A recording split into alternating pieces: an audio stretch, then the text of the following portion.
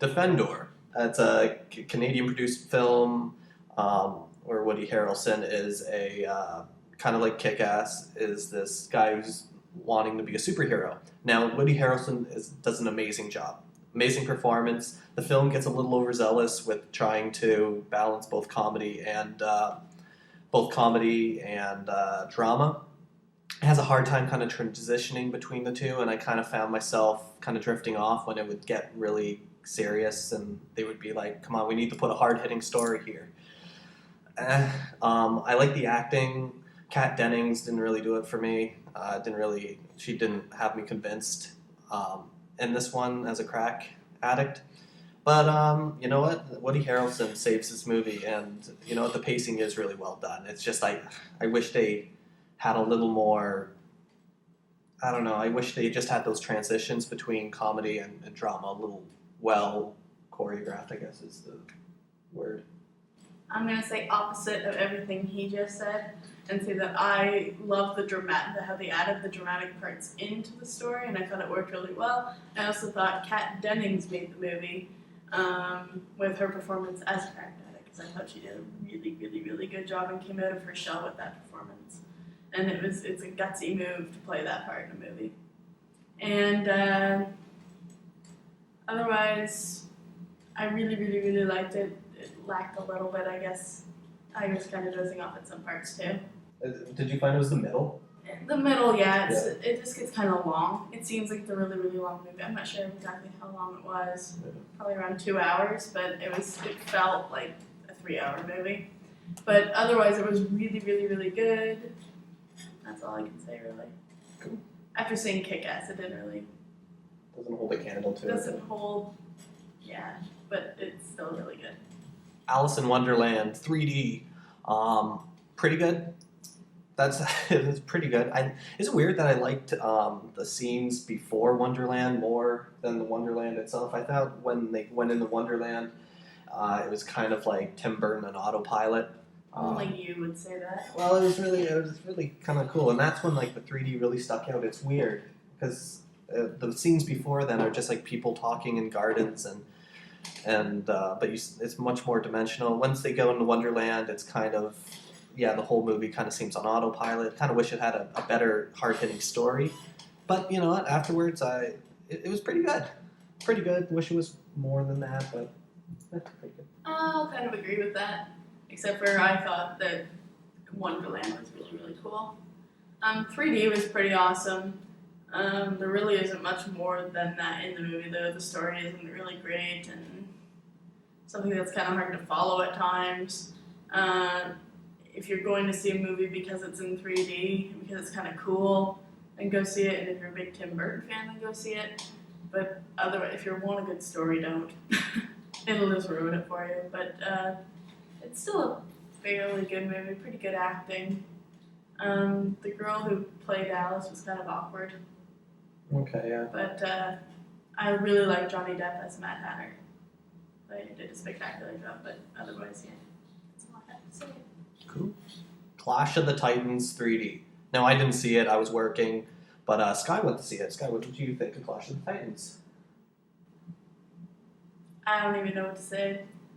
I was so mad when I came out of that theater. I went in thinking, this is going to be so cool. I'm in a really cool theater at the AMC, and I'm in a really comfortable seat, and I got here an hour and 15 minutes early, and I was sitting here playing Tetris on my phone. I'm so excited.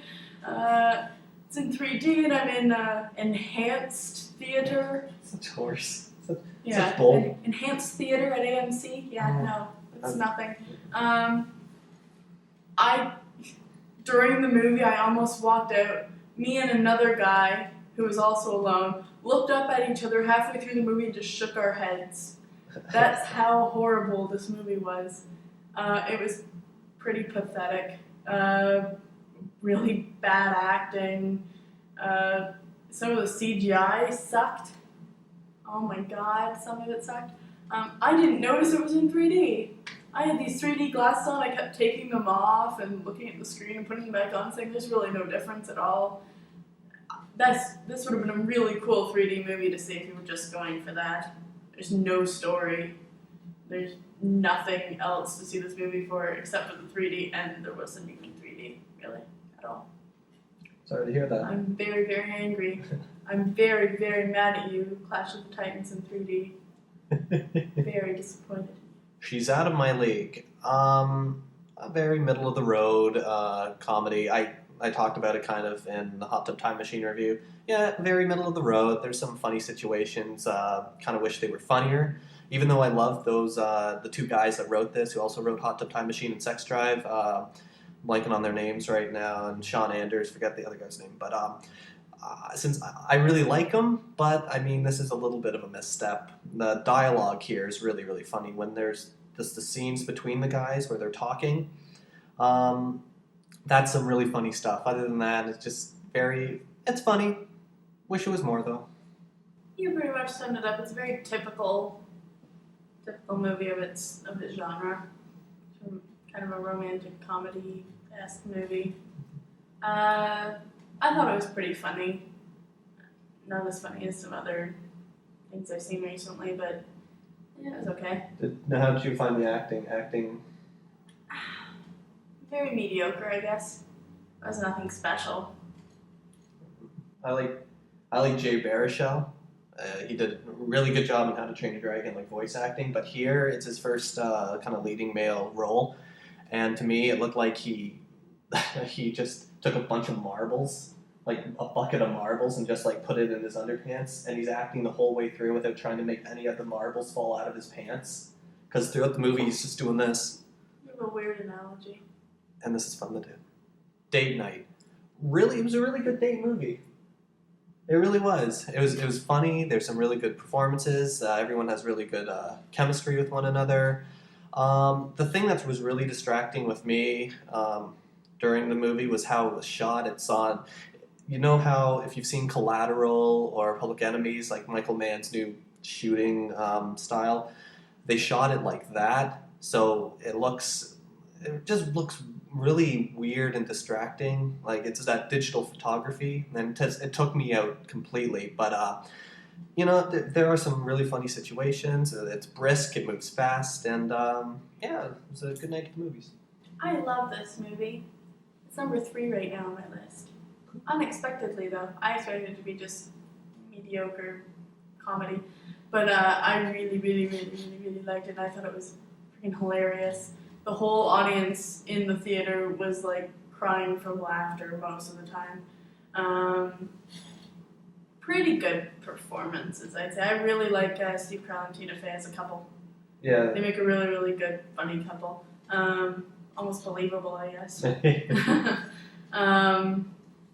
Yeah, I don't know. I really liked the movie. Mm-hmm. I didn't realize it was going to be so silly, like the stuff with the crime bosses and all that, the crime story. And the action, it was kind of silly. It was silly, but it was funny. Yeah, it Hot worked. Tub Time Machine is silly. Date night is not that silly. Okay, and it did work. So it's funny. I like it. Mm-hmm. Go see it.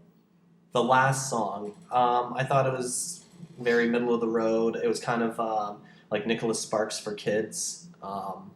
Miley Cyrus does an alright job. But like the script is just 50-50 as it is. There's some really good lines, and then there's some lines that are very like stilted and mediocre. And I mean, yeah, it was just like a big shoulder shrug from someone who didn't read the book. It was okay. It was just okay. Greg Kinnear and the boy who plays the son of Greg Kinnear are the strongest performances in this movie. Other than that, this is shoulder dance. I have 2 personal messages. One for the people who have already read The Last Song by Nicholas Sparks, who have read the book. Do not go see this movie because you will come out very, very angry, as I did. Second personal message to Nicholas Sparks. I absolutely adored The Last Song book. The book. Not the movie at all. Book was absolutely fantastic in every way, and the movie was horrid. It had nothing to do with the book. It left out like half the main stories. It left out a few main characters in the book. Main events didn't happen. I just really didn't like it, and I hated Miley Cyrus as Ronnie. Didn't do it for me at all. Not good. And even if she wasn't playing that character, I didn't like her as an actress in that movie.